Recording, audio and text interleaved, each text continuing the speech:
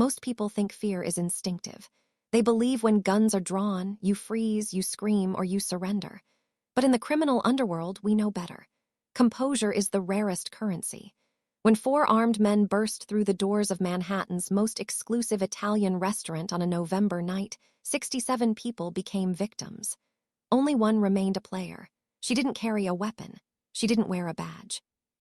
She just held a bottle of wine and carried a secret so explosive it could dismantle New York's most calculated crime lord from the inside. This isn't a story about innocence.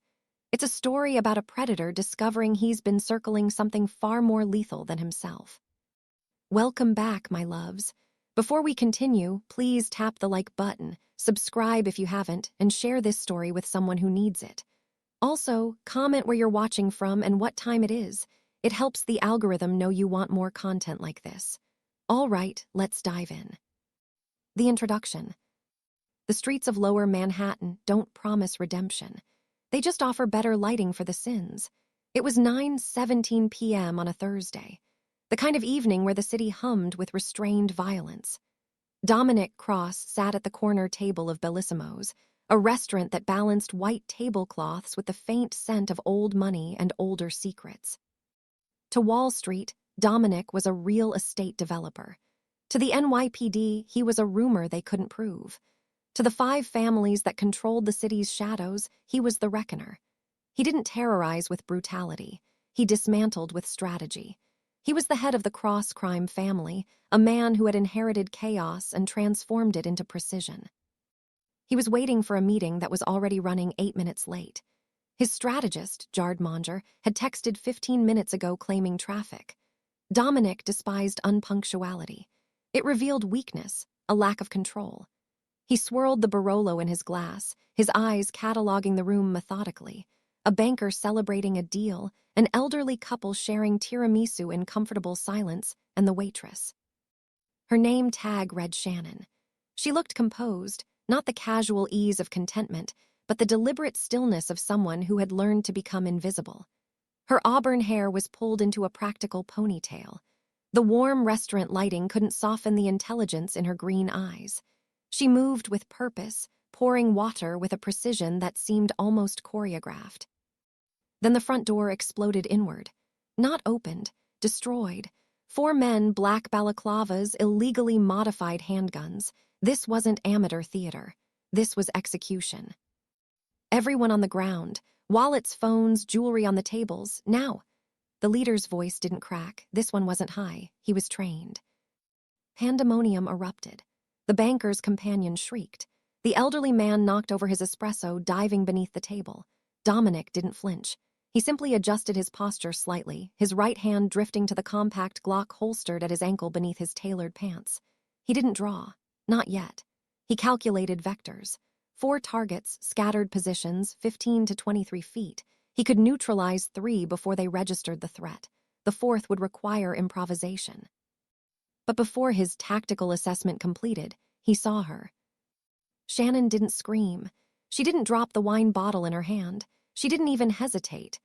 While the restaurant descended into orchestrated chaos, Shannon stood near table 7, absolutely motionless.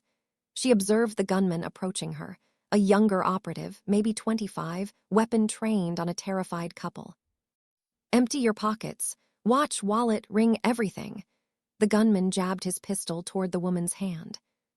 The woman fumbled with her wedding band, sobbing. Shannon stepped forward, not aggressive, just present. Sir, her voice cut through the hysteria like a surgical blade. Flat, controlled. The gunman spun toward her, weapon rising to her face. The barrel stopped 6 inches from her nose. Most civilians would collapse, would beg. Shannon's expression didn't change. What? The gunman snapped. That couple is 73 and 71 years old, Shannon said, her tone absolutely neutral, like she was reciting a wine list. He has a pacemaker. If his heart rate spikes beyond 140, the device fails. Current stress puts him at approximately 160. If he dies, this becomes felony murder. Your sentence multiplies by 20 years.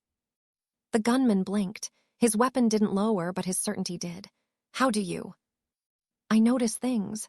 Shannon's eyes didn't leave his face. The restaurant has already triggered its silent alarm.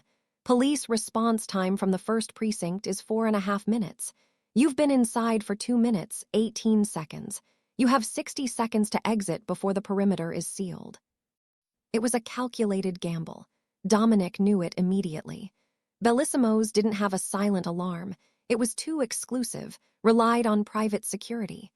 Shannon was constructing a psychological trap with nothing but information and audacity. The gunman glanced back at his leader. "Boss," she says. "I don't care what she says." The leader stormed toward the bar, weapon rising. "Shut that mouth or I shut it permanent." He swung the grip of his handgun toward Shannon's temple. This was the instant Dominic's muscles coiled. He couldn't allow a civilian execution, not on his watch, but Shannon moved. It wasn't theatrical. It wasn't even particularly fast. It was simply efficient. As the weapon descended, she shifted her weight 4 inches to the right. The metal grip slammed into the wooden bar where her skull had been a heartbeat earlier. In the identical motion, she inverted the wine bottle and poured the entire contents, a 2019 Tuscan Red, directly across the leader's gun hand. Not his eyes, his trigger hand. The leader jerked back, momentarily blinded by the liquid. His grip loosened. Shannon didn't grab the weapon. She created distance, stepping backward with the same calm precision she'd maintained throughout. "Table 12, Shannon said quietly. Dominic realized she was speaking to him. She hadn't looked in his direction, but she knew. She knew he was the only person in the room not cowering. "Table 12, she repeated. "Northwest corner, gentleman in the gray suit. He's been reaching for something at his ankle for 45 seconds. You might want to handle this before someone gets hurt." She was identifying him, not as a victim, as the asset. Dominic's blood turned to ice water. This woman had profiled the entire room, threats, resources, tactical advantages, in under 3 minutes while pouring wine and deflecting an assault. Sirens materialized in the distance, genuine sirens this time. The robbers, unnerved by the wine-soaked leader and the waitress's unsettling composure, grabbed the cash from the register and fled through the shattered entrance, abandoning their precision for panic. Silence reclaimed the restaurant. The banker was hyperventilating. The cook emerged from the kitchen, phone trembling in his hand. Shannon retrieved a cloth from her apron. She wiped the spilled wine from the bar with steady hands. No tremor, no delayed shock response. She walked to Dominic's table, collected his untouched glass, and placed it on her tray. "Can I bring you a fresh pour?" she asked, her voice carrying the same professional courtesy she'd used before 4 armed men had invaded. That vintage didn't survive the evening. Dominic stared at her. For the first time in a decade, the reckoner had no strategy, no calculation, just one burning question. "Who are you?" The words emerged barely above a whisper. "Shannon," she said, gesturing to her name tag. "And I believe you were waiting for someone. Should I keep your table available or would you prefer the check?" She turned and walked toward the kitchen, leaving the most dangerous man in New York wondering if he'd just encountered salvation or the architect of his destruction. 24 hours later, Dominic stood in his private office on the 42nd floor of the Cross Tower. Manhattan sprawled beneath him, an empire of concrete and compromised souls.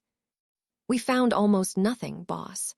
His second-in-command, Marco, dropped a thin folder onto the ebony desk. Dominic pivoted his chair. "Define almost nothing." "I mean there's barely a footprint. Shannon Palma appeared in New York 5 years ago. Before that, void. No digital presence, no employment history, no educational records. She rents a studio apartment in Astoria, pays cash, takes the subway.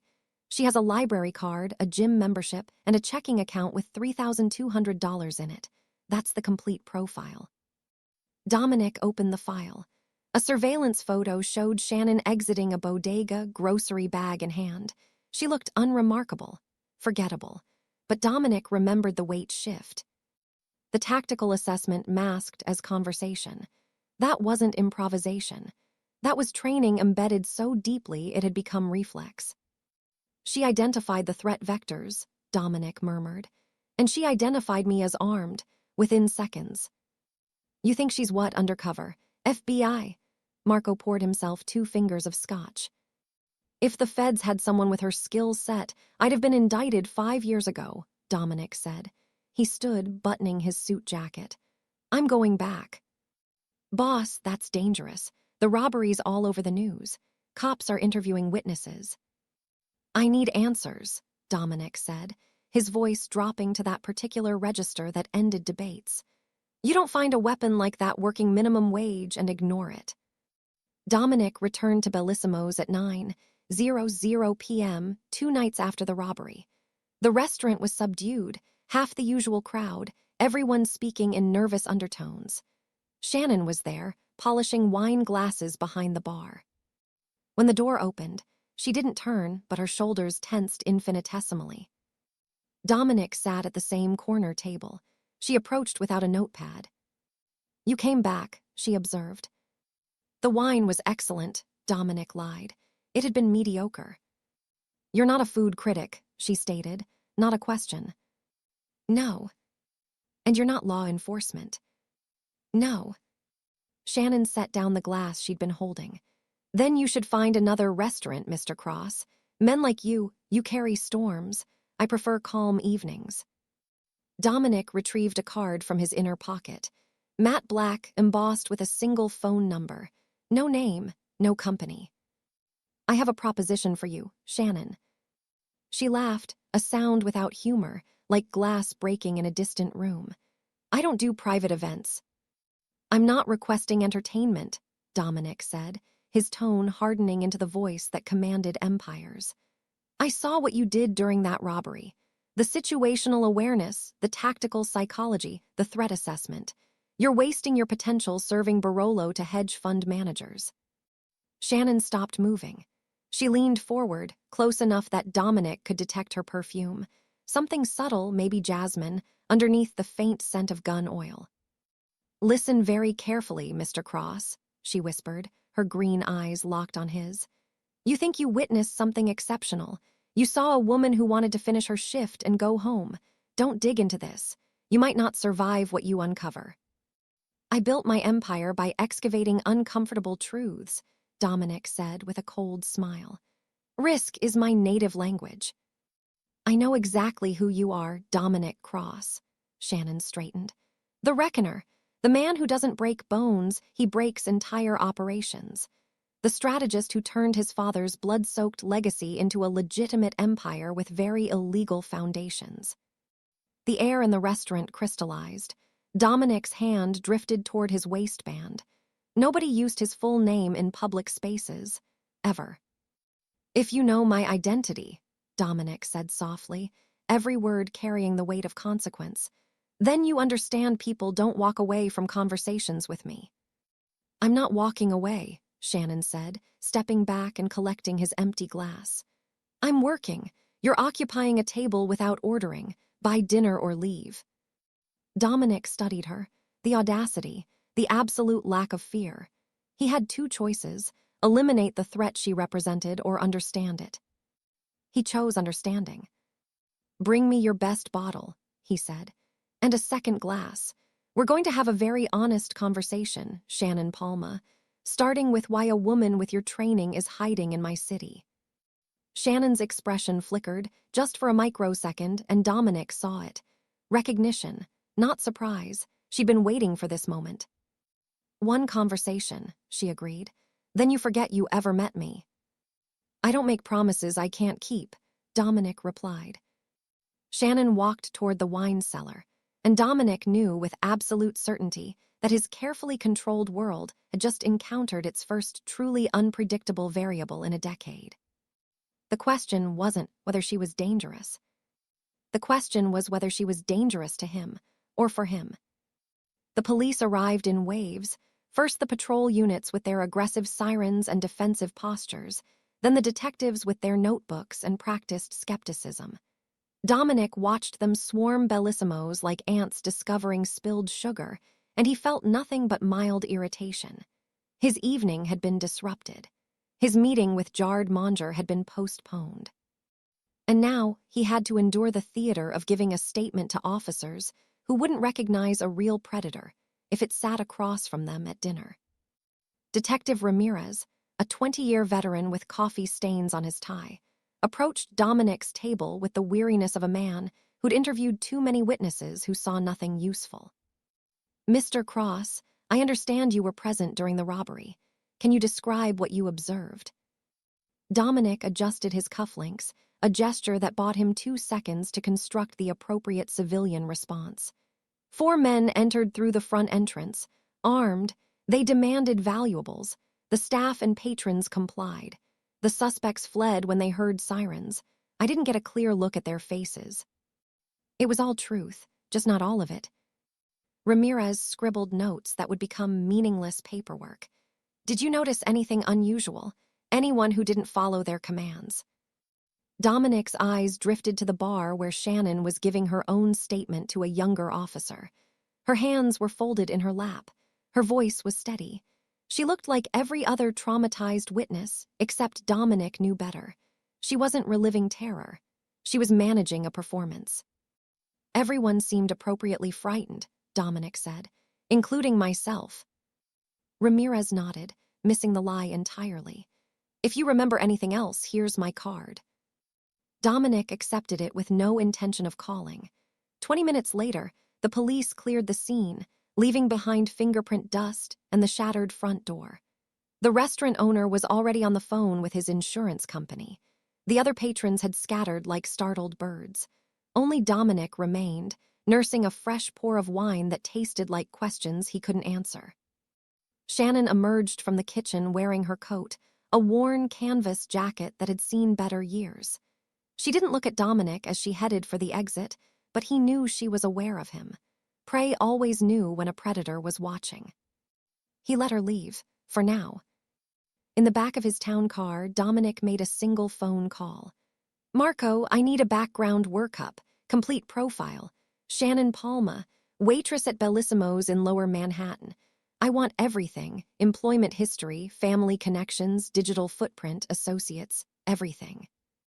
Marco knew better than to ask why. "How deep?" "Foundation level. I want to know who she was before she poured her first glass of wine." Dominic ended the call and stared out at the city sliding past his window. New York at night was a beautiful lie, all those lights promising opportunity while hiding the rot underneath. He'd built his empire by understanding that rot, by knowing which foundations were solid and which were built on bodies. Shannon Palma had moved through that robbery like someone who understood violence at a molecular level.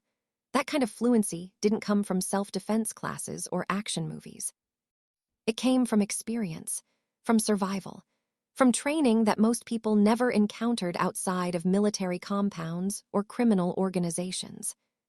By the time Dominic reached his office at 2:47 a.m., Marco had sent preliminary findings. Dominic opened the encrypted file on his computer, and what he found was more unsettling than if he'd discovered she was undercover law enforcement. Shannon Palma had appeared in New York 5 years ago like a character written into existence. Before that, nothing. No birth certificate in any database Marco could access. No school records. No prior addresses. No family tree extending backward. She'd materialized at age 23 with a social security number, a lease agreement, and a job application to Bellissimo's. Ghosts left more evidence than this. Dominic pulled up the restaurant's security footage Marco had acquired through methods Dominic didn't need explained. He watched the robbery unfold again, this time with the clinical detachment of someone studying an opponent's technique. He watched Shannon's microexpressions, the way her eyes tracked the gunmen's positions, the calculated precision of her wine bottle maneuver. He rewound and watched again, and again. At 4:16 a.m., he noticed something he'd missed during the live event. In the 3 seconds after the leader's gun hand was soaked with wine, Shannon's eyes had shifted. Not to the weapon on the floor, not to the fleeing robbers, to Dominic. She'd looked directly at him, and in that fraction of a moment, he saw an assessment being completed. She'd been measuring him the entire time, determining whether he was an asset or a liability, whether he would help or hinder. She'd known he was armed. She'd known he was calculating his own tactical response. and she'd neutralized the threat before he could reveal himself. Dominic leaned back in his leather chair, the Manhattan skyline glowing behind him like a crown of broken promises. Shannon Palma wasn't hiding from law enforcement. The feds would have built her a more convincing background. She wasn't running from a vengeful ex or a dangerous family situation. Those scenarios created digital trails, restraining orders, police reports, name changes. Shannon was hiding from something that operated outside legal frameworks, something that didn't use courts or documentation, something that used bullets and unmarked graves. She was hiding from people like him. The realization should have prompted Dominic to eliminate the variable, to remove the unknown threat from his territory before it could metastasize into something dangerous. But instead, he found himself opening a new file on his desktop. He titled it simply, SB. Then he clicked play on the security footage and watched the ghost pour wine one more time. Shannon's apartment building was exactly what Dominic expected. A 5-story walk-up in Astoria with peeling paint, and the kind of security system that consisted of a broken intercom and optimism. He stood on the 3rd-floor landing at 7:42 p.m., 3 days after the robbery, wearing a charcoal suit that cost more than most people's monthly rent. The hallway smelled like someone's grandmother was cooking cabbage, and someone else's uncle was smoking cigarettes despite the lease agreement. Apartment 3C Marco had provided the address, along with a warning that surveillance had detected no unusual activity. Shannon Palma lived alone, worked double shifts most weeks, and had the social life of a monk under a vow of silence. Dominic knocked, not aggressively, 3 measured raps that suggested business, not threat. 15 seconds passed. He could hear movement inside, subtle, controlled. She was checking the peephole, assessing the visitor, calculating options. The door opened exactly 4 inches, held by a chain that wouldn't stop a determined child, let alone a determined criminal. Shannon's face appeared in the gap. She wasn't surprised. That told Dominic everything. Mr. Cross, her voice carried no inflection. You're persistent. May I come in? No. I'm not here to threaten you. That's what someone here to threaten me would say. Shannon's green eyes studied him through the gap. You have 60 seconds to explain why I shouldn't call the police and report a strange man stalking me to my home. Dominic respected efficiency. Someone ran your photograph through facial recognition software 2 days ago, not law enforcement systems, private networks, the kind used by organizations that don't file paperwork. Shannon's expression didn't change, but her breathing patterns shifted microscopically. Dominic had learned to read bodies the way accountants read balance sheets. That tiny change meant the information wasn't new, just confirmed. I get photographed every day, Shannon said. I work in a restaurant. This wasn't a casual snapshot. Someone specifically targeted Bellissimo's security feeds from the night of the robbery. They extracted images of every person present, ran them through comparison databases, and flagged 3 results. 2 were known criminals with outstanding warrants. The 3rd was you. That's impossible. I don't have a record. Exactly. Dominic shifted his weight, a subtle gesture designed to appear less threatening. Which means whoever ran that search has access to databases that aren't supposed to exist. Government blacksite archives, witness protection registries, intelligence agency burn lists. The kind of systems that protect people who have disappeared for very specific reasons. Shannon's jaw tightened. The chain rattled as she adjusted her grip on the door. How do you know this? She asked. Because I own the people who monitor those systems. I pay them to alert me when anyone searches for individuals in my territory. Dominic paused, letting that sink in. You tripped alarms, Shannon. Alarms that haven't gone off in my city in 4 years. And when I traced back the search query, it originated from a server cluster in Brighton Beach, Russian Mafia infrastructure. The door didn't open wider, but Shannon's breathing quickened. You're lying. You're trying to scare me into revealing something. If I wanted to scare you, I'd mention that the search happened 48 hours ago. And in my experience, when the Bratva identifies someone, they act within 72 hours. Dominic checked his watch with deliberate slowness. You have approximately 18 hours before someone much less interested in conversation knocks on this door. Why do you care? Shannon's voice dropped an octave. Why warn me? Because people with your skills set don't pour wine for minimum wage unless they're hiding from something catastrophic. And I need to know if that catastrophic thing is about to explode in my city. Dominic stepped closer to the door gap. I also need to know why someone would be looking for you in connection with the Palma family. Shannon's face went white. Not pale. White. Like every drop of blood had evacuated her skull simultaneously. What did you just say? Frank Palma, Dominic continued, his voice softening into something almost sympathetic. Former enforcer for Jard Monger's organization. Disappeared 15 years ago with evidence that could have dismantled half the criminal infrastructure in New York. Presumed dead in witness protection. And apparently, father to a daughter who learned everything he knew about survival. The chain released. The door swung open. Shannon stood in the doorway wearing jeans and a faded Columbia University t-shirt that Dominic knew she'd never attended. Her right hand was behind her back. Dominic caught the outline of a kitchen knife pressed against her thigh. You need to leave, Shannon said. Right now. Your mother, Dominic said quietly. Shirley Palma. She's living in a care facility in Queens under the name Shirley Morrison. She has early onset Alzheimer's. You visit her every Sunday with flowers from the bodega on Steinway Street. Always carnations because they last longer. Shannon's hand trembled. The knife became visible. If you threaten her. I'm not threatening anyone. Dominic raised both hands slowly. I'm offering protection, because whoever ran that facial recognition search now knows what I know. They know who you are. They know about your mother. And they know that if they want leverage, they start with the people you love. Why would you protect us? Shannon's voice cracked slightly. What do you want? The truth. Dominic lowered his hands. I want to know what your father took. I want to know who you're hiding from. And I want to know why a woman trained to handle armed robberies with the composure of a special forces operator is serving wine in my restaurant. Shannon stared at him for a long moment. Behind her, Dominic could see the sparse apartment, a futon, a small table, a laptop, and nothing else. No photographs, no personal items, no evidence that a human being actually lived here rather than just survived. If I tell you, Shannon said slowly, you'll wish you'd never knocked on this door. Try me. Shannon's phone buzzed. She glanced at the screen, and her face transformed from resignation to pure terror. It's the care facility, she whispered. My mother's emergency contact. They never call unless.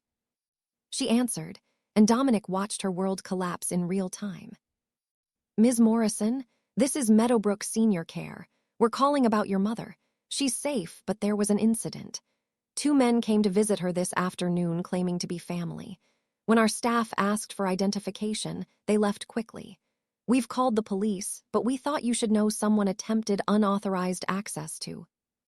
Shannon hung up. The knife clattered to the floor.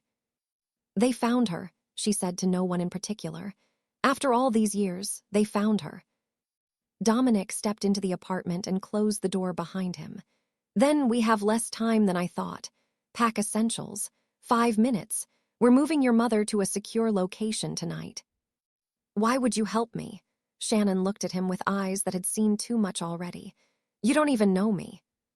No, Dominic agreed. But I know what it looks like when someone's out of options, and I know what happens when the wrong people find leverage. He pulled out his phone. 5 minutes, Shannon. After that, whoever's coming for your mother won't need facial recognition. They'll just follow you straight to her. Shannon grabbed a backpack from the closet and started shoving clothes inside. Her hands moved with military precision, even in panic. Dominic made a call. Marco, I need an extraction team at Meadowbrook Senior Care in Queens. Patient name Shirley Morrison. Transport to the estate. Full security detail. And Marco, assume we're on a countdown. He ended the call and watched Shannon transform from a frightened daughter into something harder. Something that reminded him why he'd come here in the first place. She wasn't a ghost. She was a weapon, that had been waiting for someone to pull the trigger. The drive to Meadowbrook Senior Care took 17 minutes through traffic that would have tested a saint's patience. Shannon sat rigid in the passenger seat of Dominic's town car, her backpack clutched against her chest like body armor. She hadn't spoken since they'd left her apartment. Dominic didn't push. He understood that silence was sometimes the only control a person had left when their world was disintegrating. Marco called when they were 3 blocks away. "Boss, we've got eyes on the facility. 2 vehicles in the parking lot that don't belong, black Escalade and a gray sedan. No plates visible. 3 men loitering near the entrance pretending to smoke. They're watching the doors." "Hold position," Dominic ordered. "We're 2 minutes out. Nobody moves until I give the word." Shannon's head snapped toward him. "They're already there. We need to get my mother out now. If we rush in, they'll know we're coming. They'll grab her the moment we show ourselves." Dominic's voice carried the calm certainty of someone who'd orchestrated dozens of extractions. "We do this smart, or we do it bloody. Your choice." "I don't want your help." Shannon's words came out sharp, desperate. "I don't want to owe you anything. Just drop me off and leave." "Too late for that. The moment I walked into your apartment, I became part of this." Dominic glanced at her. "And the moment they tried to access your mother, this became war. You don't get to face that alone anymore. You don't understand what you're dealing with." "Then enlighten me." Shannon closed her eyes. When she opened them, they were harder, older. "My father stole something, evidence. A ledger that contains 15 years of crimes committed by people who run this city from the shadows. Murders, trafficking routes, blackmail material on judges and politicians. Everything. He was going to turn it over to the FBI, but they got to him first. Made it look like an accident." "Who's they?" Dominic asked, though he already suspected the answer. "Jard Monger." Shannon's voice carried the weight of old hate. "Your strategist, your trusted advisor, the man you've been doing business with for how long?" Dominic's jaw tightened. 5 years. He came to me with territorial proposals, profit-sharing arrangements. He's been instrumental in expanding cross-family operations into... He stopped. The pieces were assembling themselves into a picture he didn't like. "He's been positioning himself, getting close to my organization." "He's been positioning himself to destroy you," Shannon corrected. "My father worked for him. He saw what Monger was building, not just a criminal empire, but something bigger. A network that could control everything from construction contracts to election results. My father took the evidence because he knew Monger would eventually eliminate anyone who could threaten him, including his own people." The car pulled into the Meadowbrook parking lot. Dominic could see Marco's team in position, 4 men in 3 locations, trying to look like concerned family members. The 3 loiterers Shannon had mentioned were positioned near the main entrance, their body language screaming threat assessment. "Here's my offer," Dominic said quietly. "Your mother comes to my family estate. My mother Dorothea runs a legitimate household with full security. My sister Camilla oversees the property management. Your mother will have round-the-clock care, medical support, and protection that makes the Secret Service look like mall cops. In exchange, you tell me everything about this ledger. Where it is, what's on it, and how we use it to end this." "Why would your family help me? They don't know me." "Because I'm asking them to. And because my mother understands what it means to protect someone you love from men who deal in violence." Dominic's voice softened slightly. "My father was assassinated when I was 19. A car bomb meant to look like a gas leak. My mother spent 3 years in hiding with Camilla and me. She knows what it costs to run. She won't let your mother face that alone."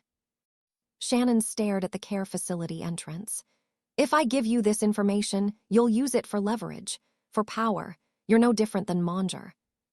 "Maybe I'm not," Dominic admitted. "But I don't kill fathers and hunt their daughters. And I don't work with men who do. If Monger has been playing me, using my resources to hunt you while pretending to be my ally, then he's already declared war. He just hasn't told me yet." Shannon's phone buzzed again.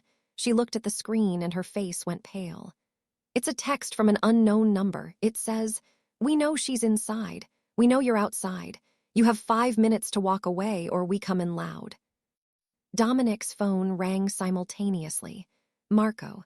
Boss, the 3 at the entrance just got a call. They're moving toward the doors. We need a decision. Dominic made the decision in less than 2 seconds. Green light. Intercept them before they reach the entrance. Non-lethal if possible, but priority is civilian safety. Go. Through the windshield, Shannon watched as Marco's team moved with practiced efficiency. 2 men in orderly uniforms approached the loiterers from behind, engaging them in what appeared to be casual conversation. The third loiterer reached for something inside his jacket. Marco appeared from the side entrance, his hand already inside his own coat, his voice too distant to hear, but his body language unmistakable. Stand down or things get messy. The loiterer's hand emerged empty. Smart man. But the Escalade's doors opened. 2 more men stepped out, and these ones weren't interested in subtlety. One had his hand openly on a visible weapon.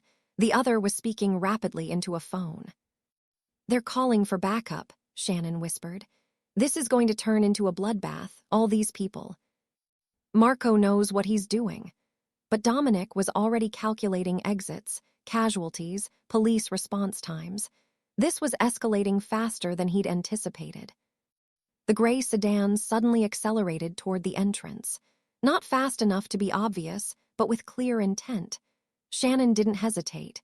She threw open the car door and sprinted toward the facility entrance.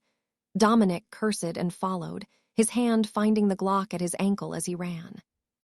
Shannon reached the automatic doors 3 seconds before the sedan.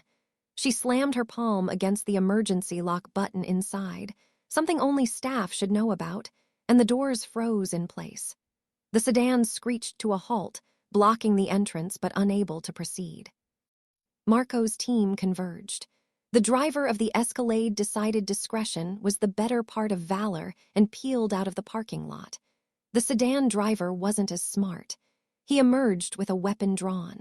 Marco put him on the ground with a textbook disarm that would have made a Krav Maga instructor weep with pride. 90 seconds. The entire confrontation lasted 90 seconds. Shannon was already inside, running toward her mother's room. Dominic followed, flashing a badge that identified him as hospital administration, one of many useful forgeries Marco kept available. The staff, already spooked by the earlier incident, didn't question him. They found Shirley Palma in her room, sitting in a chair by the window, watching birds at a feeder outside. She looked up when Shannon entered, and her face brightened with recognition that might not last another hour. "Shannon, sweetheart, did you bring carnations?" Shannon's voice broke. "Not today, Mom. Today we're going somewhere safer, somewhere with a bigger garden." Dominic made arrangements with the facility director, monetary compensation for the disruption, legal releases signed, medical records transferred. Money solved problems efficiently when applied correctly. Within 20 minutes, Shirley was in Marco's vehicle with a nurse Dominic kept on retainer, heading toward the Cross estate in Westchester. Shannon stood in the parking lot, watching the car disappear into traffic. "I just put her in the hands of a crime family. My father would be horrified." "Your father would be relieved she's alive," Dominic countered. "Now, about that ledger. We need to have a very detailed conversation about what's on it and who else wants it badly enough to start a war in a senior care facility." Shannon turned to face him. "The ledger is encrypted on a secure server. I'm the only one who can access it. And if anything happens to me, it automatically uploads to every major news outlet and law enforcement agency in the country." Dead man switch, smart. "My father taught me to always have insurance." Shannon's expression hardened. "So here's my arrangement, Mr. Cross. You protect my mother. I'll help you deal with Manger. But the moment she's safe, the moment this is over, you let us disappear. No obligations, no debts, we're done." Dominic extended his hand. "Deal." Shannon looked at his hand for a long moment before shaking it. Her grip was firm, her palm dry. A soldier's handshake. "You should know," she said quietly. "That ledger doesn't just implicate Manger. It implicates dozens of people in your world. Some of them might be people you consider allies. When this goes public, it's going to burn down more than one empire. Then we'd better make sure we're standing in the ashes instead of buried beneath them," Dominic replied. As they walked back to his car, Neither of them noticed the surveillance drone hovering 300 feet above them, its camera recording everything. The Cross estate sat on 12 acres in Westchester, surrounded by stone walls that predated the Civil War and security systems that could track a mosquito's flight path. Dominic watched from his study window as Shannon walked the gardens with her mother, Shirley's hand tucked into the crook of her daughter's arm. From this distance, they looked peaceful, like a normal family enjoying an autumn afternoon. The illusion shattered when Dominic noticed the two security personnel maintaining discreet positions along the perimeter, and Shannon's constant scanning of sight lines and exits, even as she smiled at something her mother said. A soft knock interrupted his observation. His mother, Dorothea Cross, entered without waiting for permission. She'd earned that right by surviving 3 decades in a world that consumed softer women. "She doesn't sleep," Dorothea said, moving to stand beside her son. "I went to check on her at 3 this morning. She was sitting in the chair by the window with a kitchen knife in her lap, watching the driveway." "Can you blame her?" "No, I did the same thing for 2 years after your father died." Dorothea studied Shannon through the window. "She reminds me of you at that age, all that rage wrapped in discipline. It's exhausting to maintain." "She's not staying long," Dominic said. "Once we handle Monger, she disappears." "You're lying to yourself if you think it'll be that simple." Dorothea placed a hand on his shoulder. "The ledger she carries, it's not just evidence. It's a loaded gun pointed at everyone in our world, including us. Whatever you're planning, be certain you can live with the consequences." His mother left, her warning hanging in the air like smoke. Dominic returned to his desk where Shannon's laptop sat, encrypted and silent. She'd agreed to show him the ledger tonight, once her mother was settled. He'd been preparing himself for what he might find, but his mother's words unsettled him more than he wanted to admit. Shannon arrived at his study at 11 p.m., carrying 2 cups of coffee she'd made in the estate's kitchen. She'd learned the layout quickly, another sign of training that went deeper than simple survival instincts. "Your mother put Shirley in the east wing room with the garden view," Shannon said, setting 1 cup on Dominic's desk. "She's already asleep. Your mother sang to her, some Italian lullaby." Shirley smiled like she remembered something good. "My grandmother used to sing that to me." Dominic accepted the coffee. "My mother has a gift for making people feel safe, even when they're not." Shannon sat in the leather chair across from him and opened her laptop. "You should know that once I show you this, you can't unsee it. Some of these names, they might be people you trust, people who have helped you build what you have." "Show me." Shannon entered a 16-digit password, then placed her thumb on the trackpad for biometric confirmation. A secondary screen appeared requesting a verbal passphrase. She leaned close to the microphone and spoke clearly. "The righteous shall inherit ashes." The screen unlocked, revealing a database organized with the precision of a federal investigation. Shannon navigated to the main directory, and Dominic felt his stomach tighten as names appeared. State senators, federal judges, police commissioners, CEOs of major construction firms, and woven throughout, like poison ivy climbing through a garden, were the names of crime family heads, including 3 men Dominic had shared whiskey with in the past month. "Your father was thorough," Dominic said quietly. "He was obsessive." Shannon opened a subfolder labeled MONGER Primary. "He spent 7 years compiling this.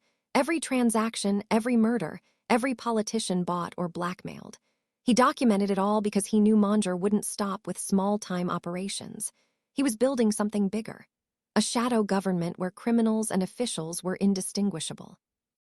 Dominic scanned the files, wire transfer records showing millions flowing through shell corporations, photographs of meetings that should never have happened, audio recordings of conversations that would end careers and lives, and timeline documents connecting Monger to at least 43 murders spanning 15 years.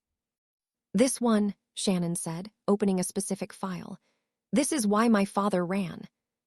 The document detailed a plan, Monger's long-term strategy to eliminate the established crime families and replace them with a centralized organization under his control.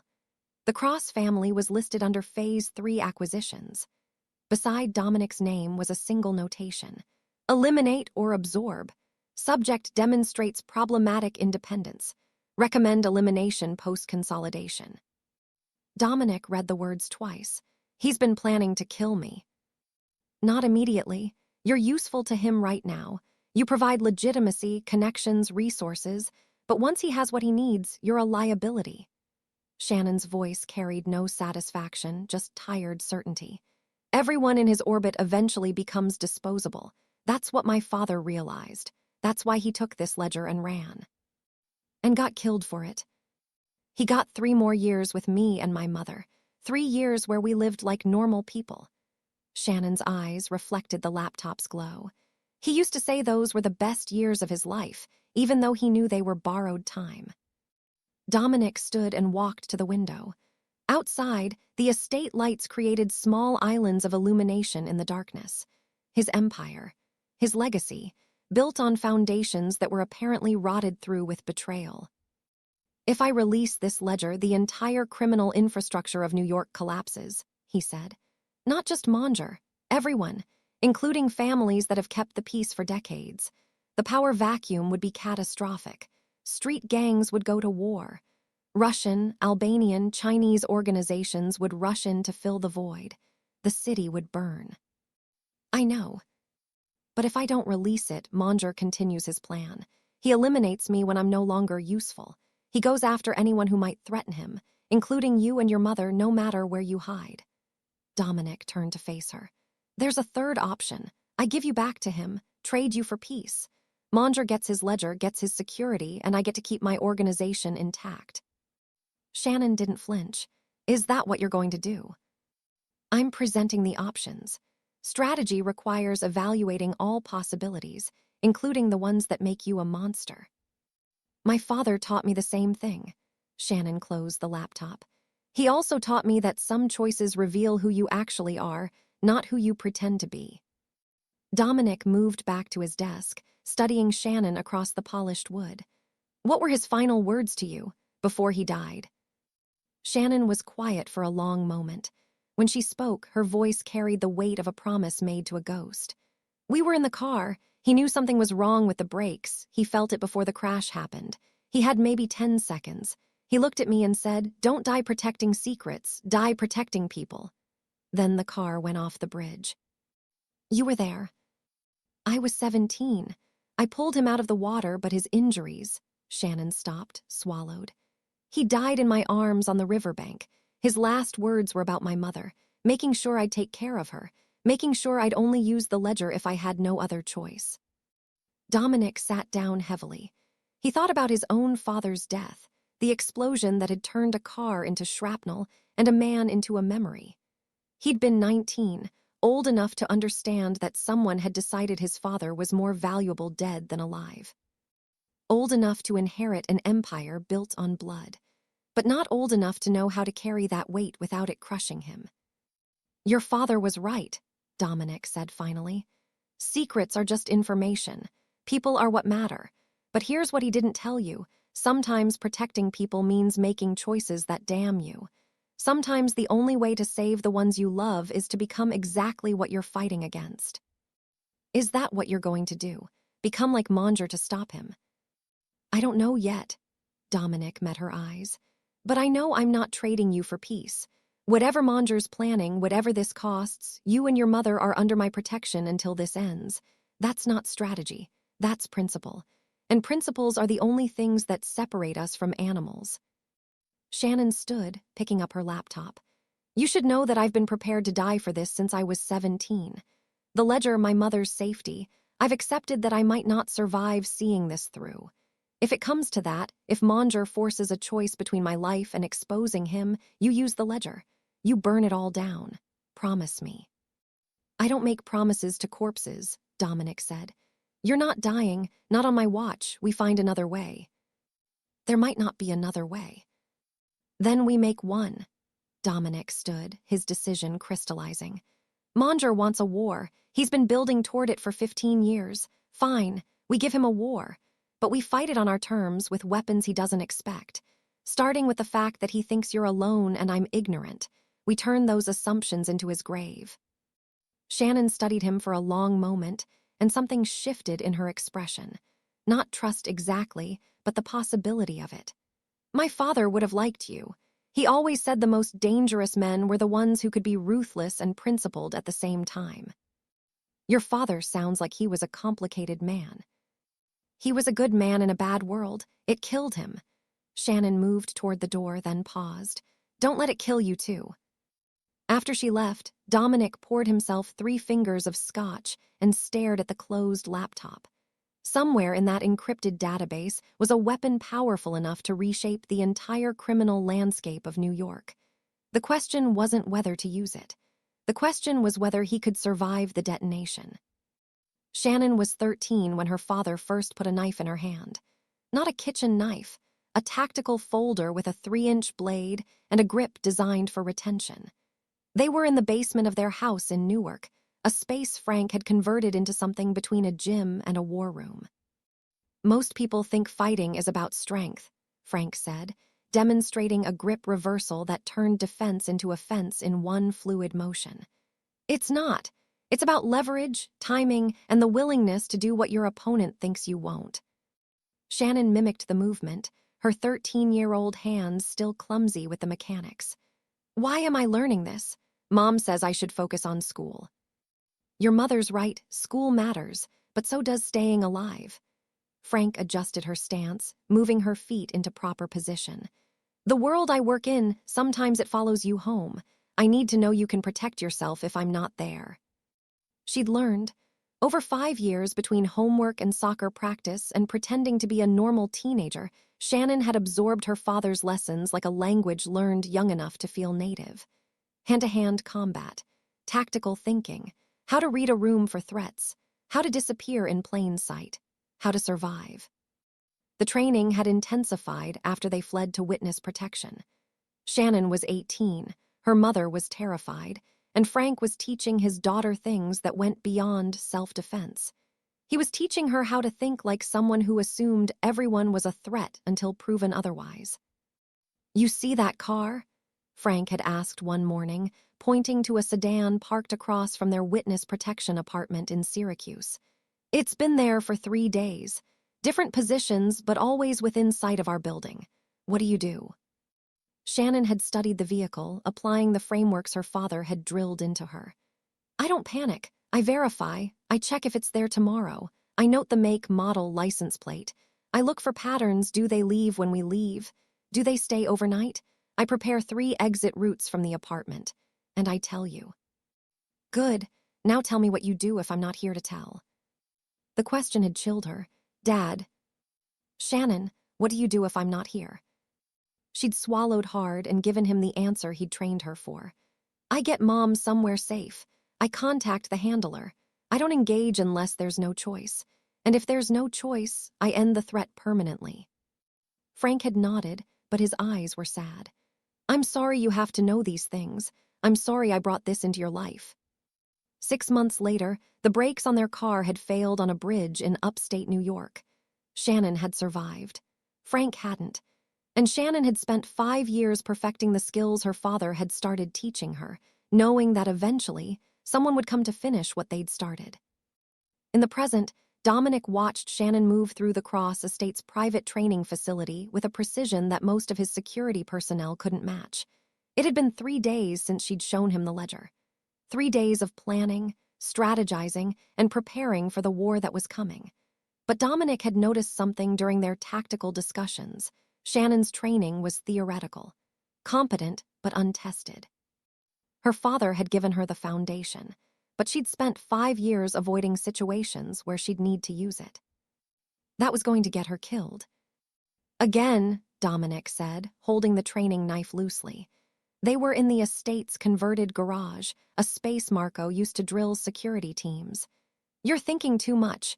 Your father taught you the moves, but you're not trusting them. Shannon reset her stance, sweat dampening her hair. I'm not a soldier. I'm a waitress who knows some self-defense. You're a woman with elite-level training who's convinced herself she's ordinary.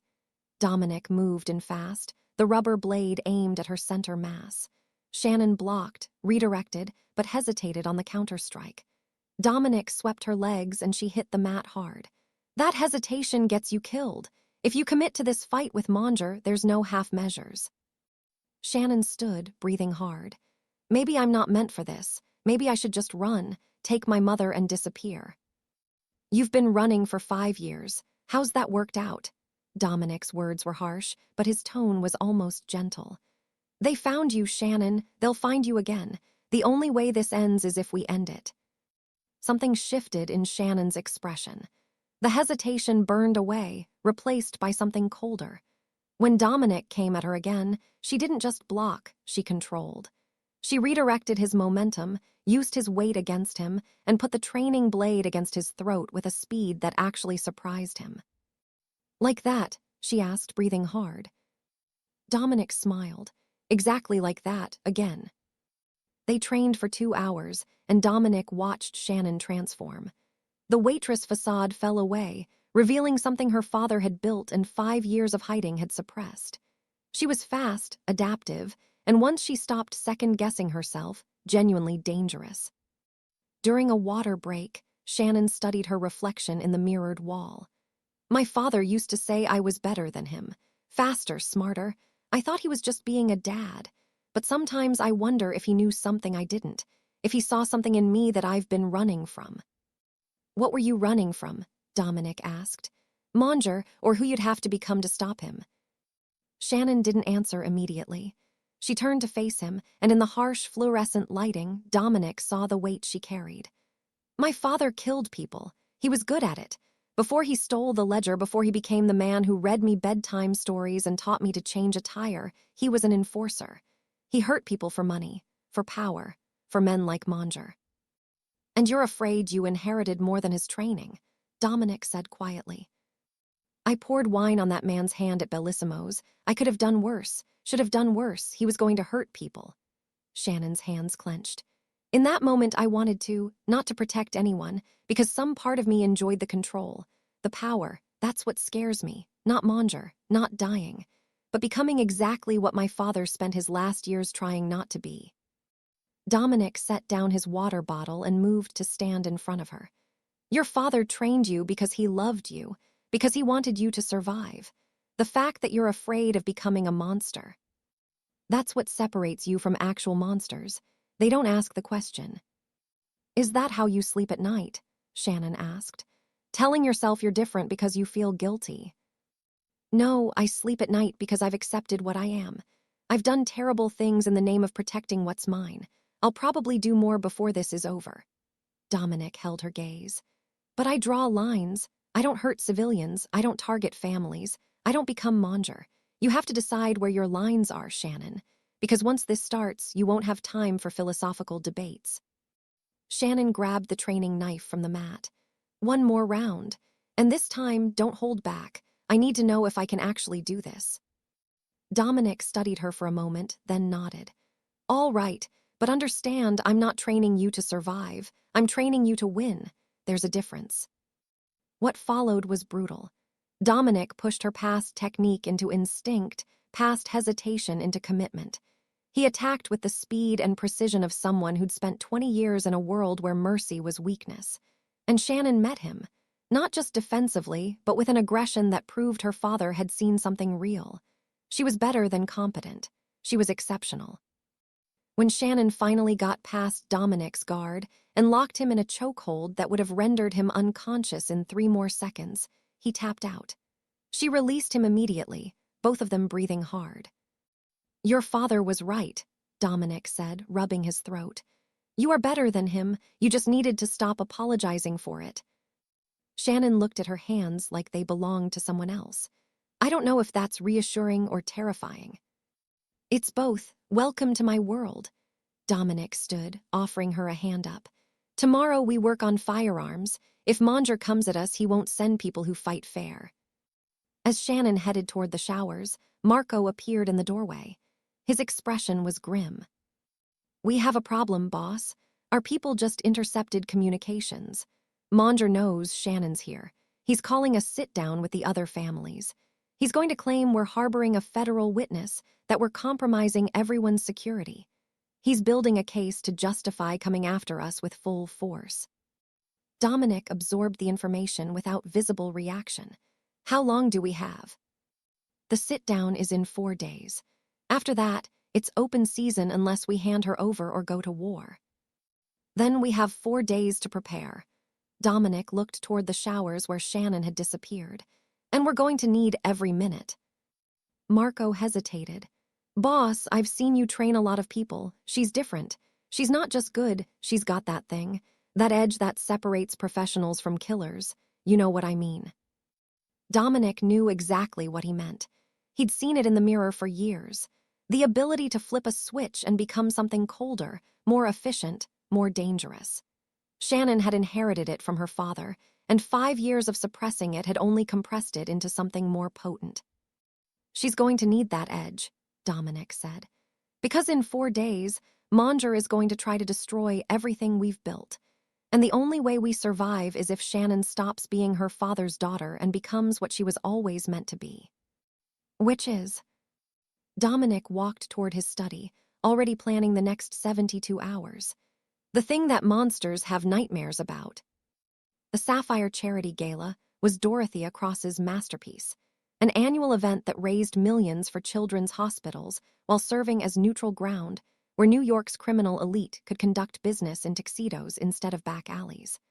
The Plaza Hotel's grand ballroom glittered with crystal chandeliers and carefully maintained illusions. Politicians danced with the wives of men they'd taken bribes from. Judges shared champagne with defendants they'd acquitted on technicalities. And everyone pretended the blood under their fingernails was just red wine.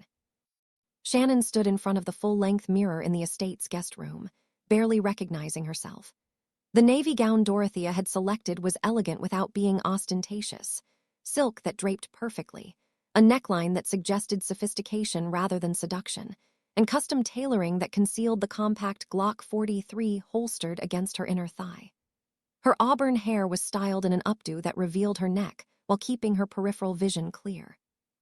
Diamond earrings that belonged to Dominic's grandmother caught the light. You look like you belong in that world, Camilla said from the doorway. Dominic's sister leaned against the frame, her own gown a striking red that matched her personality. Like you were born to it. I was born to pour wine for people like this, Shannon replied. Not stand among them. Tonight you're not Shannon Palma, waitress. You're Shannon Morrison, Dominic's date and a consultant for Cross Enterprises. You have an MBA from Columbia that Marco fabricated this morning, and you're helping with international expansion strategies. Camilla moved closer, adjusting Shannon's necklace slightly.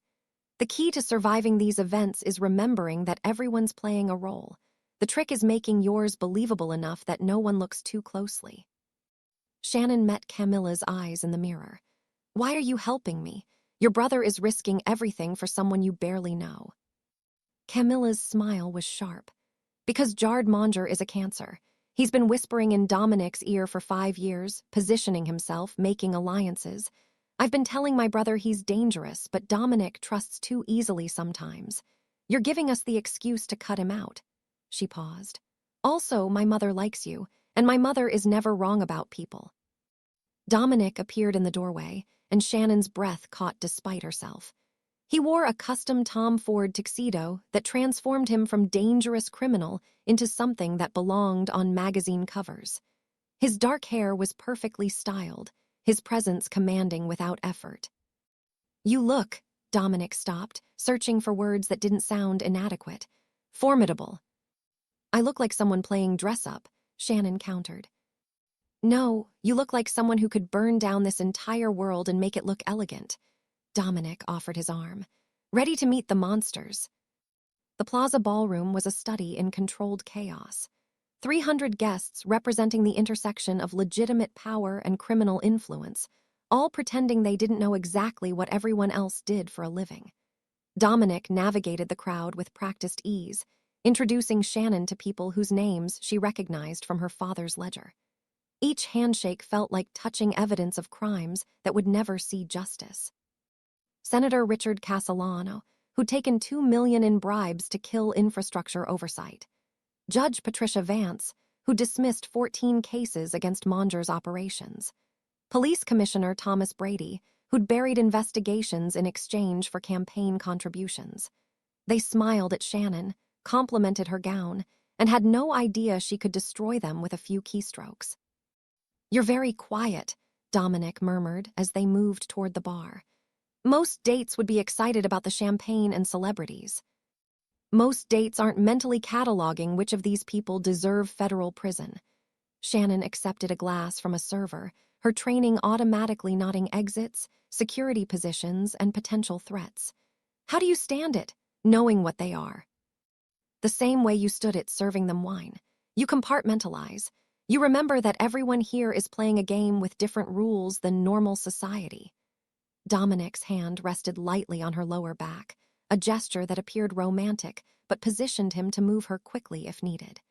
"And you remember that sometimes the only way to change a corrupt system is from inside it. Or to burn it down entirely." "That too." Dorothea appeared, elegant in sapphire blue that matched the gala's theme. She kissed Shannon's cheek like they were old friends. "You're doing wonderfully, dear. Senator Castellano was completely convinced you're legitimate. He even asked about your thesis on emerging markets." She turned to Dominic. "Jard is here.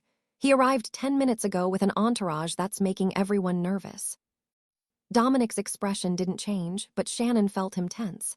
"Where?" "Near the west entrance, holding court with the Vidal brothers and Patricia Vance."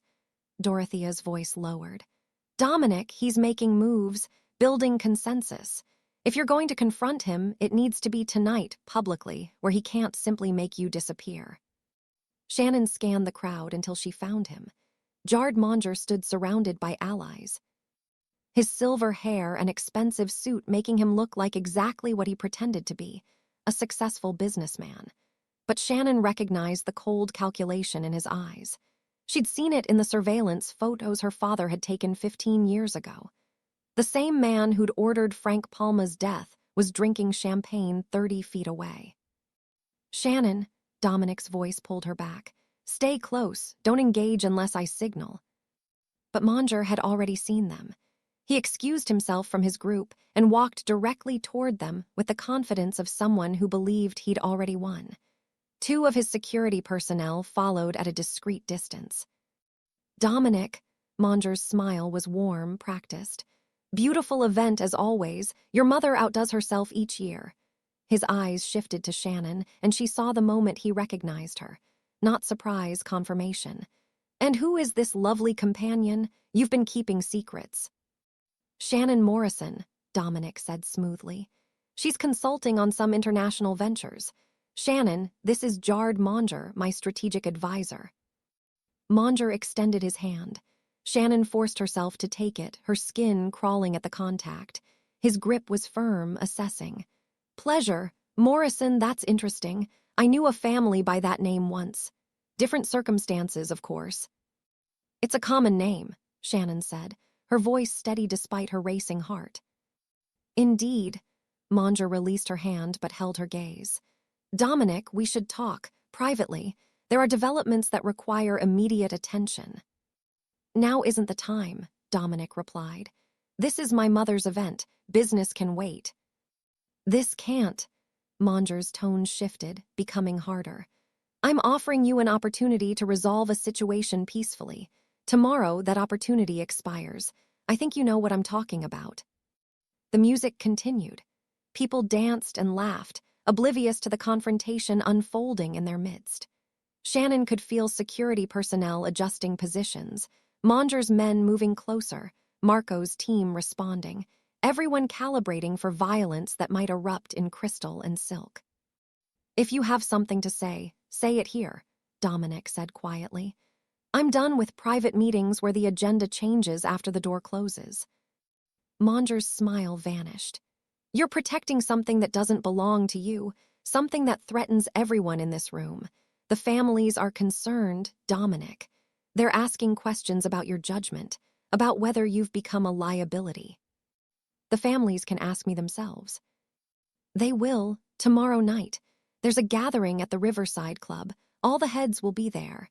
They want to hear your explanation for harboring a federal witness, for compromising decades of carefully maintained arrangements."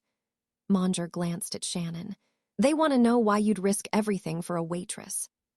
Shannon stepped forward before Dominic could respond.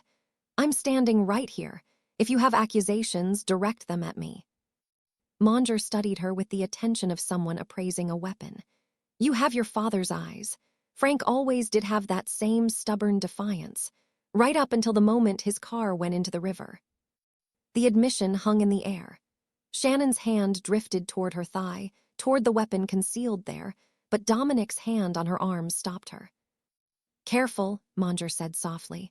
We're in public, let's maintain decorum. You killed my father, Shannon whispered. I eliminated a threat to organizational security. There's a difference. Manger straightened his tie. He stole something that belonged to me. I simply retrieved my property. The fact that he was in the car when the retrieval happened, unfortunate collateral damage. Dominic moved between them. You need to leave, now. I'm leaving, but first I wanted to tell Ms. Palma, excuse me, Morrison, something important. Manger leaned close to Shannon, his voice dropping to a whisper only she could hear. Your mother sends her regards, such a sweet woman. Confused, of course, but sweet. She's somewhere safe now, under my care. I'm sure she'd appreciate a visit. Shannon's world tilted. What did you do? Manger stepped back, his public smile returning. Dominic, tomorrow night. Riverside Club. 8 p.m. Come prepared to explain yourself, or the families will make the explanation for you. He nodded to Shannon.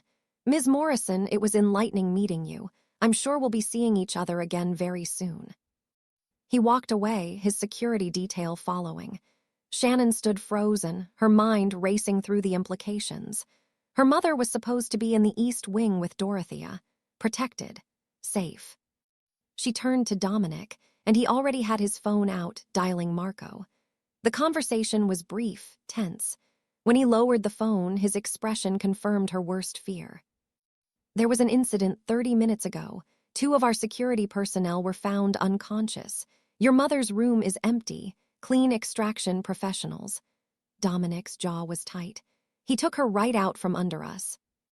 Shannon's training, her discipline, her carefully maintained control, all of it shattered. The ballroom spun, the music became noise, the glittering people became obstacles between her and finding her mother. She felt Dominic's hands on her shoulders, heard him speaking, but the words weren't processing. Manger had her mother.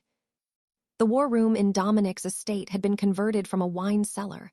Appropriate, Shannon thought, since they were planning to spill blood instead of drink it. Maps covered the walls, surveillance photos scattered across tables, and Marco's team monitored 6 different computer screens tracking communications intercepts. It was 3 a.m., 6 hours since Manger had taken Shirley, and they were no closer to finding her. He's using a rotation system, Marco explained, pointing to a map of warehouses in Red Hook. We've identified 4 possible locations where he's moved high-value assets before, but he knows we're looking. He'll keep moving her until the exchange. Then we give him what he wants. Dominic stood at the head of the table, still wearing his tuxedo pants and dress shirt, the bow tie discarded hours ago. We offer the ledger. We get Shannon's mother back. Then we deal with Manger permanently. No, Shannon's voice cut through the planning. She stood near the window, still in her navy gown, though she'd kicked off the heels hours ago. We're not trading the ledger. Shannon, your mother. I know what's at stake. Shannon turned to face the room, and everyone saw the transformation. The waitress was gone. The frightened daughter was gone. What remained was Frank Palma's true legacy. But giving Manger that ledger doesn't save my mother. It just removes the only leverage keeping us alive. Dominic studied her. Explain. Shannon moved to the table and opened her laptop. My father didn't just collect evidence. He built a weapon. The ledger isn't stored on this computer, it's on a secure server with a dead man's switch. Every 72 hours, I have to enter a 16-digit code and biometric confirmation. If I miss the window, the entire database automatically uploads to the New York Times, Washington Post, FBI, DOJ, and 15 other outlets simultaneously. The room went silent. Marco was the first to speak. How long have you been doing this? 3 years, since my father died. I've entered that code 473 times. I've never missed a window. Shannon's eyes met Dominic's. Manger doesn't want the ledger. He can't have it. It's not a physical object he can steal or destroy. What he wants is me dead. Because once I'm gone, once I can't enter that code, he has 72 hours to disappear before his entire empire becomes front-page news. Dominic absorbed this, his strategic mind already recalculating. So if we trade you for your mother? He kills me immediately. Then he kills my mother because she's a witness. Then he disappears and resurfaces under a new identity in 72 hours, leaving Dominic Cross holding the bag as the man who was working with a federal witness. Shannon's voice was steady, clinical. It's actually brilliant.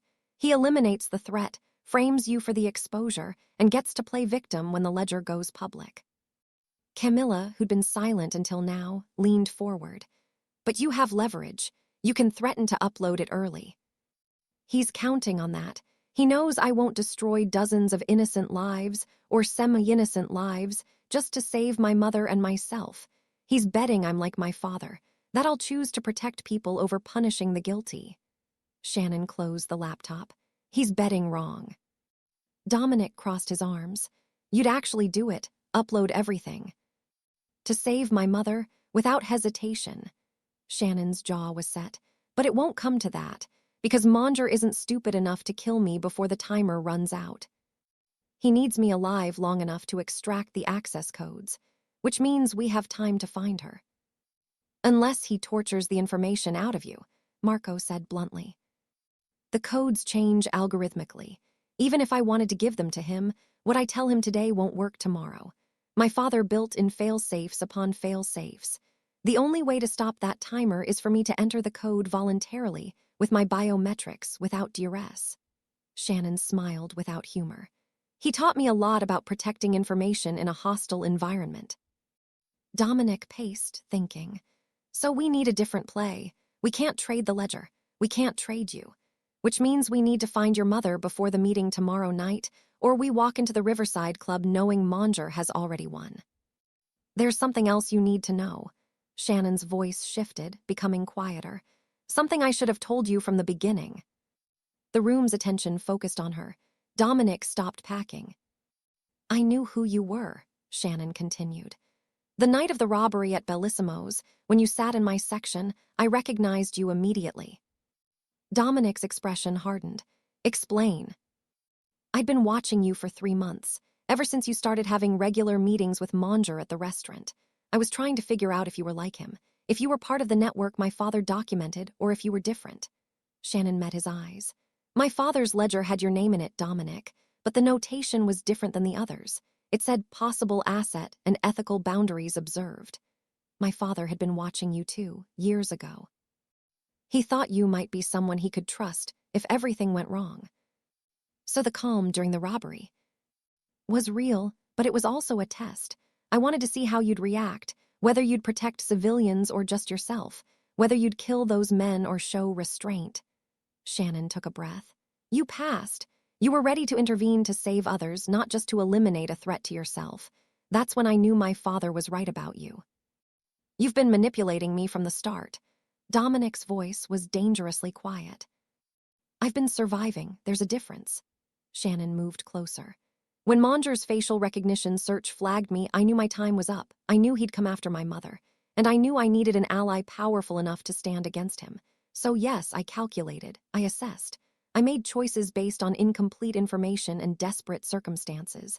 But I didn't lie about the threat. I didn't lie about the ledger. And I didn't lie about wanting to end this. Marco cleared his throat. Boss, we're burning time. Whatever trust issues we're working through, Shirley Morrison doesn't have the luxury of us processing feelings. Dominic held Shannon's gaze for another moment, then nodded. You're right. We table this for now.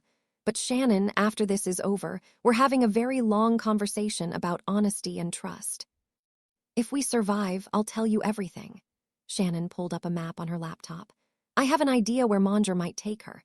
My father documented 3 locations he used for interrogations, places off the books, not connected to his legitimate operations. One of them is still active. She pointed to an address in the Bronx. An old textile factory. It's been abandoned for 20 years, but the building next door is owned by a shell company Manger controls. Perfect place to hold someone short-term. How do you know it's still active? Camilla asked. Because I've been monitoring his operations for 3 years. I might have been pouring wine, but I was also tracking every piece of information I could gather about Monger's network. I knew eventually he'd find me. I wanted to be ready. Shannon looked at Dominic. I told you my father taught me to be prepared. This is what prepared looks like. Dominic studied the address, then looked at Marco. Pull up satellite imagery. I want to see exits, approaches, security gaps. If Shannon's right and her mother is there, we hit it at dawn. Fast, quiet, and gone before Monger knows what happened. And if Shannon's wrong? Marco asked. Then we have 18 hours to find the right location before I walk into that meeting and negotiate without leverage. Dominic rolled up his sleeves. Either way, we're out of time for elegant solutions. Shannon, get some rest. In 3 hours, you're going to need everything your father taught you. Shannon shook her head. I'm not sitting out the rescue. She's my mother. Which is exactly why you're a liability in the field. Your emotions compromise your judgment. Dominic's tone was firm but not unkind. You want to help her? Stay here, monitor communications, be ready to upload that ledger if this goes sideways. Let me do what I do best. What you do best is calculate risks and minimize exposure. What I do best is adapt and improvise in hostile situations. Shannon crossed her arms. My father trained me for this exact scenario. You need me on that operation. Dominic and Shannon stared at each other, neither willing to concede. Finally, Camilla laughed, a sharp, sudden sound that broke the tension. You two realize you're the same person, right? Both of you think you're the only one capable of fixing this. Both of you would rather die than admit you need help. She stood, stretching. Here's what's going to happen. Shannon goes on the operation because she knows her mother's tells, her patterns, how she'll react under stress. Dominic leads because he knows tactical insertion and extraction. And I coordinate from here because someone needs to make sure you don't both get killed trying to prove who's more capable. Marco nodded. I hate to say it, boss, but she's right. Shannon's an asset in the field, not a liability. Use her. Dominic looked at Shannon, really looked at her, and saw what he'd been seeing since that first night at Bellissimo's. Someone who was his equal in ways that both terrified and intrigued him. Fine, but you follow my lead. No improvising, no heroics. We get in, get your mother, get out, understood. Understood. Good, because if you die trying to save her, she'll have no one, and I'll have wasted a very expensive gown. Dominic almost smiled. Get your gear, we leave in 2 hours. As the room dispersed to prepare, Dominic caught Shannon's arm. For what it's worth, I'm glad your father thought I was different. I'm glad you tested me and I passed. But after this, no more secrets. We're either allies or we're enemies. You don't get to be both. Shannon nodded. No more secrets. After we get my mother back, I'll tell you everything, including the part of the ledger I didn't show you. There's more. There's always more. Shannon smiled grimly. My father was thorough like that. She walked away, leaving Dominic with the unsettling realization that even now, even after everything, Shannon Palma was still 3 moves ahead of everyone in the room. The textile factory in the Bronx had been a bust, empty except for rats and the ghosts of manufacturing jobs that fled decades ago. Which meant Monger had anticipated their move, had fed them information through channels he knew they'd monitor. By the time they returned to the estate, bloodied and exhausted from a firefight with Monger's men who'd been waiting, there was a message waiting. The exchange would happen tonight, Riverside Meatpacking District, the abandoned slaughterhouse on Pier 49. Come alone or Shirley dies. They weren't going alone. Dominic stood in the back of the tactical van 2 blocks from Pier 49, checking his weapon for the 3rd time. Marco's team was positioned on adjacent rooftops, 4 shooters with clear sight lines, ready to turn the slaughterhouse into a kill zone if negotiations failed. Shannon sat across from him, dressed in tactical black, her father's old vest strapped over her chest. She'd been silent since they'd left the estate, her mind somewhere Dominic couldn't follow. You don't have to do this, Dominic said. I can go in alone, negotiate for your mother's release. He won't negotiate, he'll execute.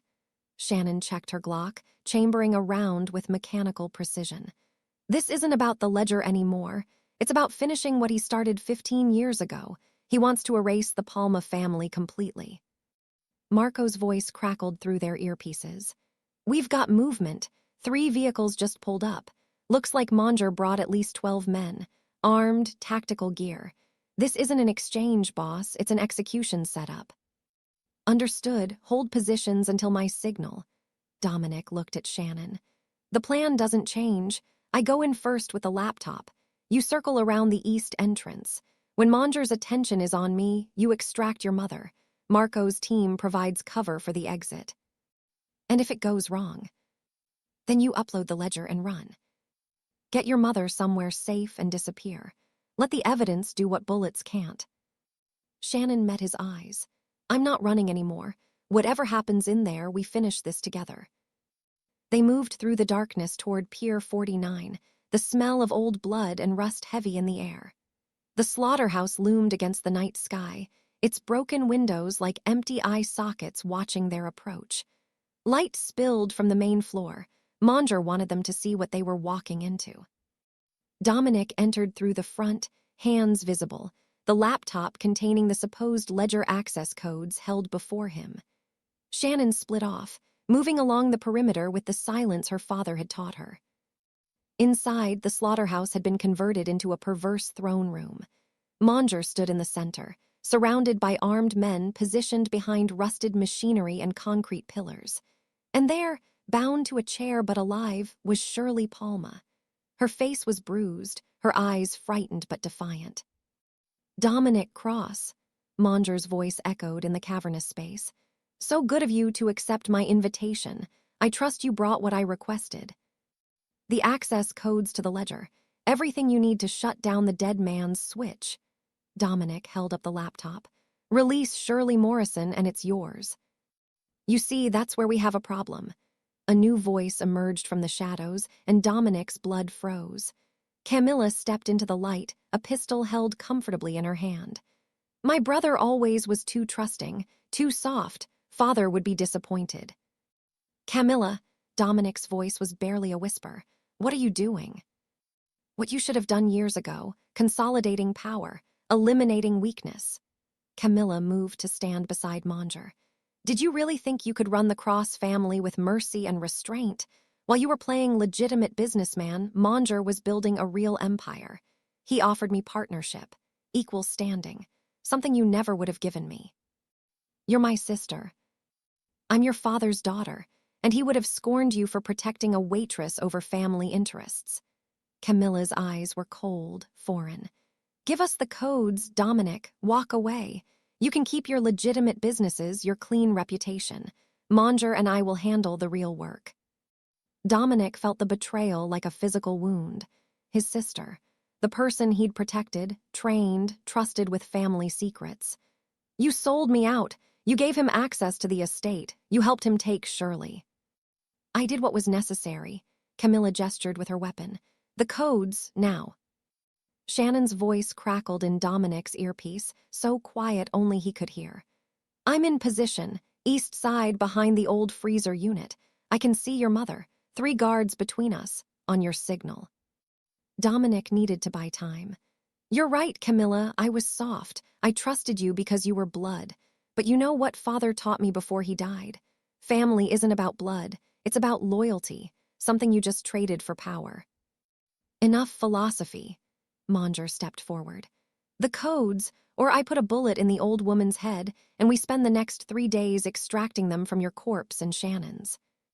You assume Shannon's here. Oh, I know she's here. Probably circling, thinking she's being tactical. It's adorable. Manger smiled. I have thermal imaging covering every entrance. I watched her come in. The question is whether she cares enough about her mother to surrender, or whether she's her father's daughter, willing to sacrifice everything for principles. Shannon's voice again, harder now. I heard that. Changing play, get down. Dominic dove behind a concrete pillar as Shannon opened fire.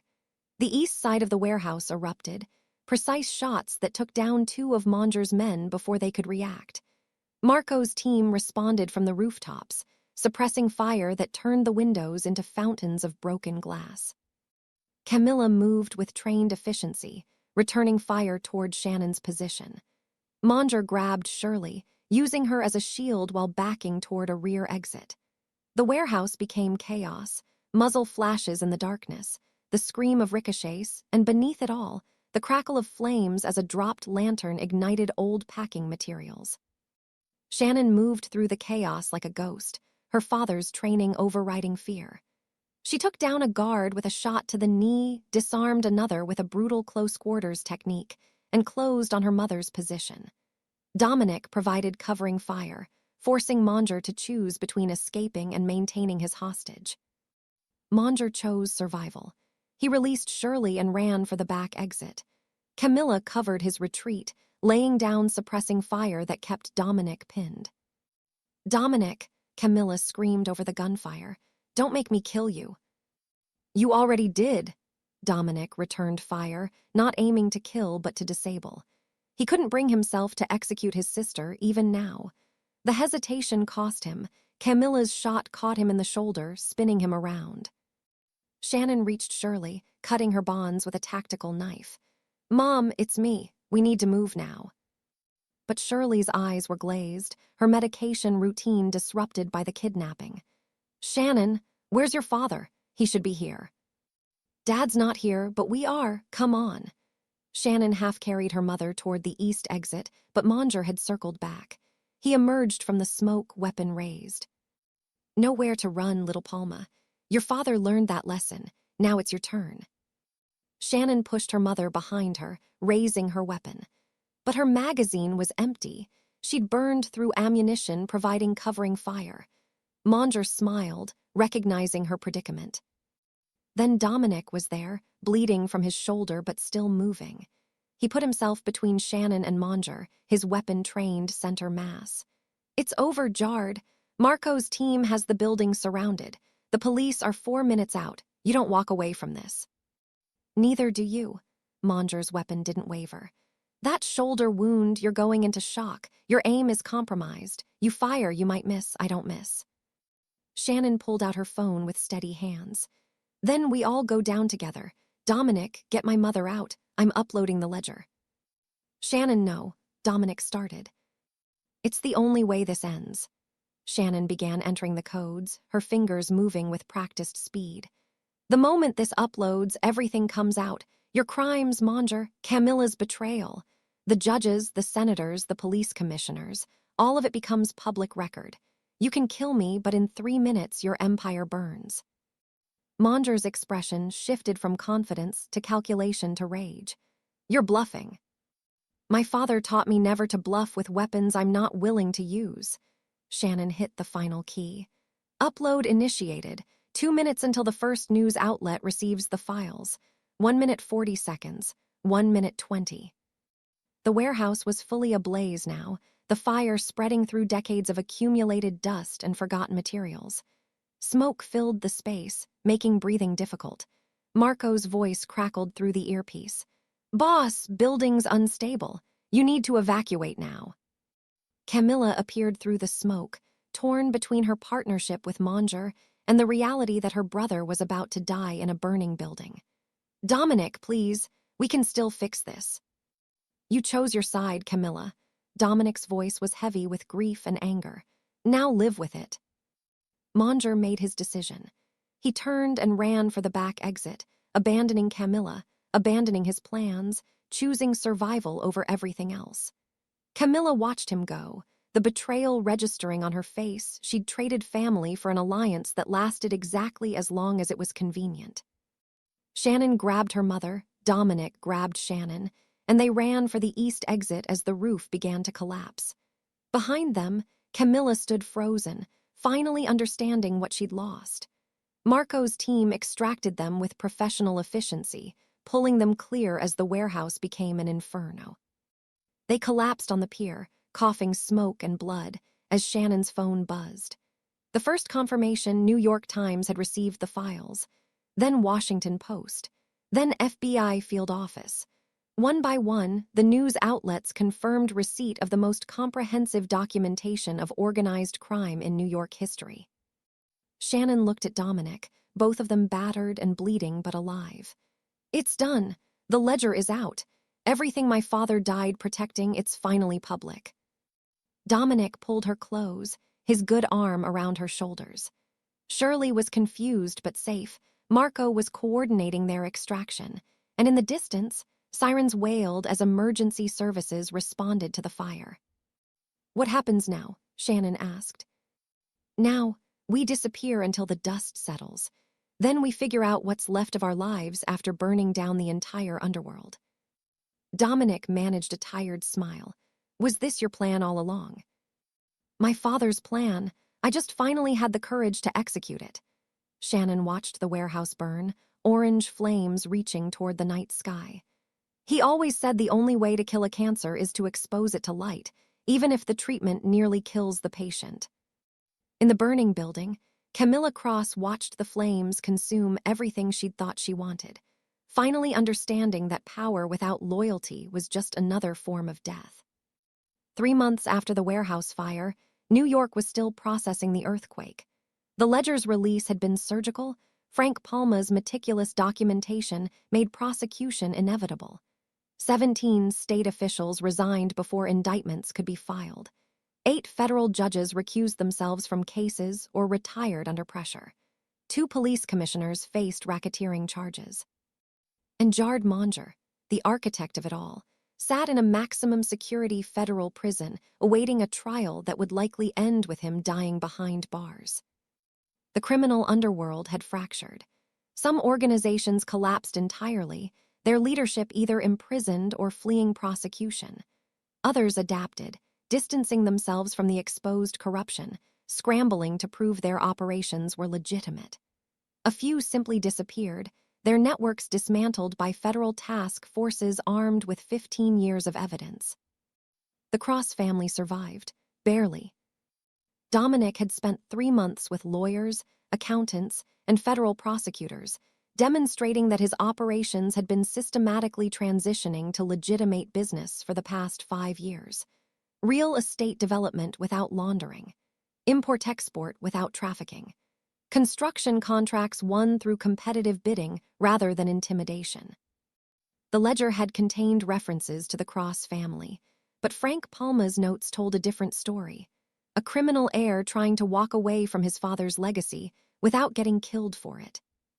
Shannon had testified. Not in open court, her identity remained protected, her witness status classified. But she'd spent hours with prosecutors, walking them through her father's evidence, explaining the connections, the shell corporations, the carefully documented crimes. She'd honored her father's work by ensuring it achieved what he'd intended, justice, however imperfect, however costly. Now, on a cold January evening, Shannon sat across from Dominic at a corner table in Gino's, a family-owned Italian restaurant in Queens that had been serving red sauce and honest food for 50 years. No white tablecloths, no celebrity clientele, just good pasta and a neighborhood that minded its own business. "Your mother seems happy," Dominic said, swirling wine in a glass that had seen a few too many dishwasher cycles. "I stopped by the flower shop yesterday. She was teaching a customer about orchid care. Very passionate explanation involving humidity levels and indirect sunlight." Shannon smiled, something she'd been doing more often lately. She remembers the flowers. Not always me, not always what happened, but she remembers flowers. Her doctor says engaging with something she loves helps slow the progression. The shop's doing well. Legitimate profit margins, excellent location, loyal customer base.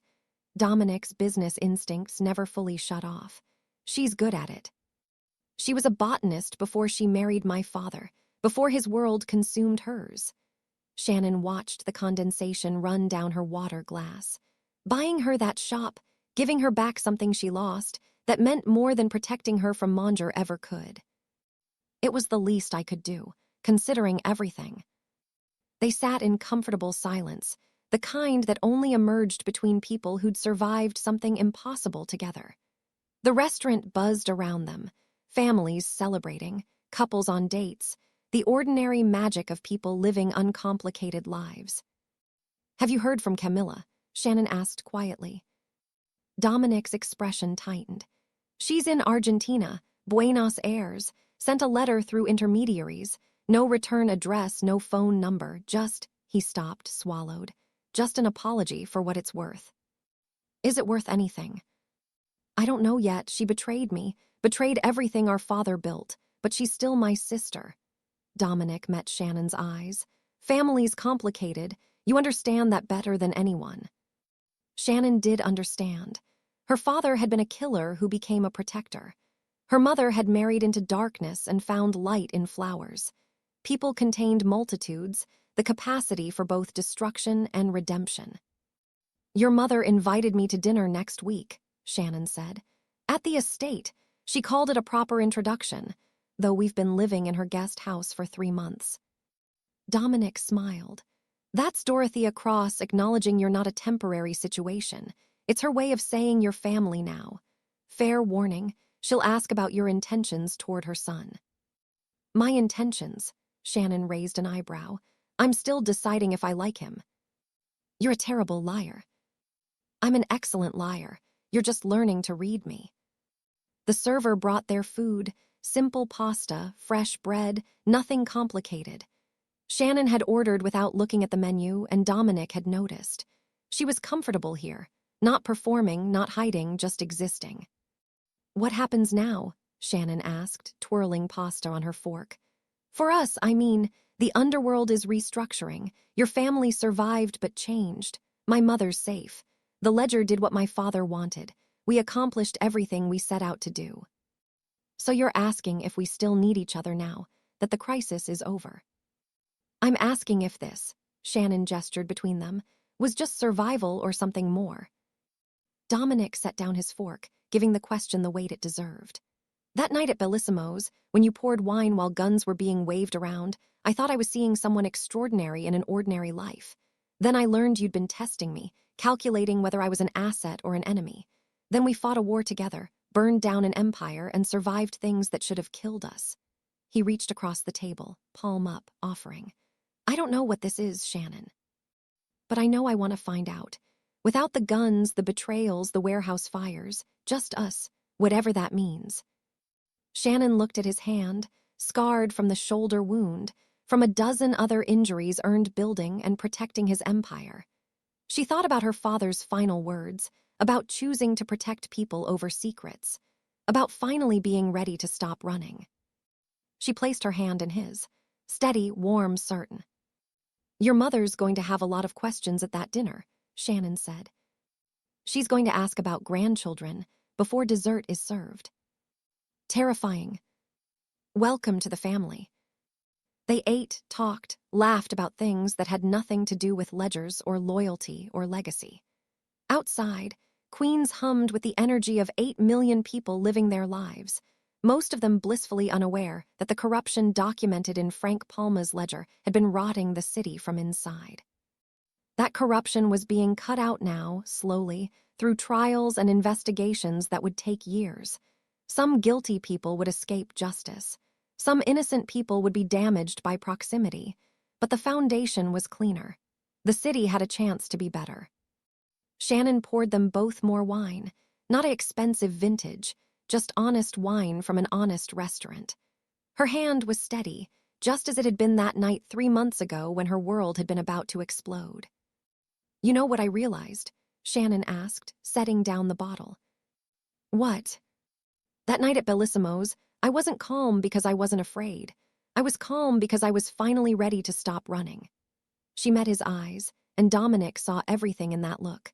The fear she'd carried for 5 years, the grief for her father, the determination to honor his sacrifice, and underneath it all, the tentative hope that maybe, possibly, she could have something more than just survival. And now, Dominic asked, are you still running? Shannon smiled, squeezed his hand, and felt the weight of her father's ledger, her mother's safety, and 5 years of hiding finally lift from her shoulders. No, she said simply, I'm exactly where I'm supposed to be. Across the restaurant, a family clinked glasses in celebration. A couple kissed over tiramisu. A child laughed at something his grandmother said.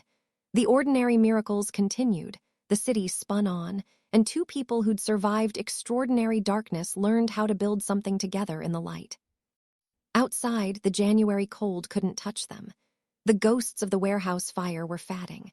And somewhere in Queens, in a small flower shop, Shirley Palma arranged orchids and remembered, for just a moment, that her daughter was safe and happy and finally home.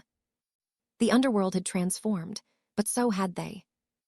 And that, Shannon thought as Dominic signaled for the check, was the real victory.